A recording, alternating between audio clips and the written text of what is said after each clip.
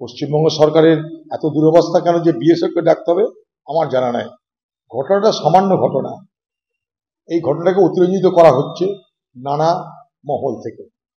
এই ঘটনার সঙ্গে কোনো সম্প্রদায়ের কোনো মানুষের সম্পর্ক আছে আমি মনে করি না।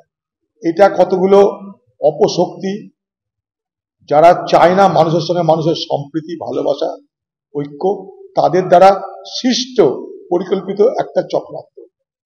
এর আগেও শক্তিপুরে এইভাবেই রামনবমী দিনে দাঙ্গা লাগানো হয়েছিল আমাকে হারানোর জন্য।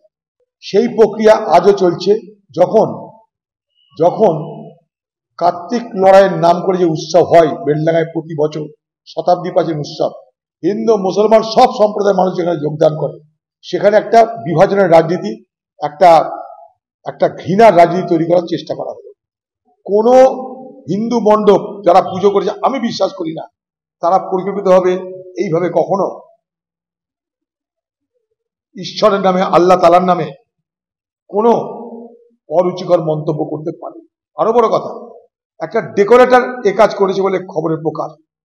সেই ডেকোরেটর যারা মহান আল্লাহ তাআলাকে বিরুদ্ধে অপমানজনক কথা বলেছে, নিন্দাজনক কথা বলেছে, ঘৃণ্য কথা বলার চেষ্টা করেছে, সেই লেখা কিন্তু কেউ দেখতে পায়নি, কিন্তু ভাইরাল দেখেছেন ভিডিওতে।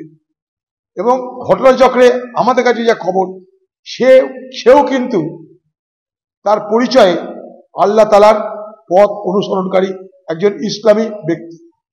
বড় অবাক কাণ্ড দেখুন, গঙ্গার ওপারে এক ধরনের ষড়যন্ত্র, গঙ্গার এপারে এক ধরনের ষড়যন্ত্র, মানুষের মধ্যে ঘৃণা, অনেকের বাতাবরণ তৈরি করার চক্রান্ত। বাংলা টুডে নাও।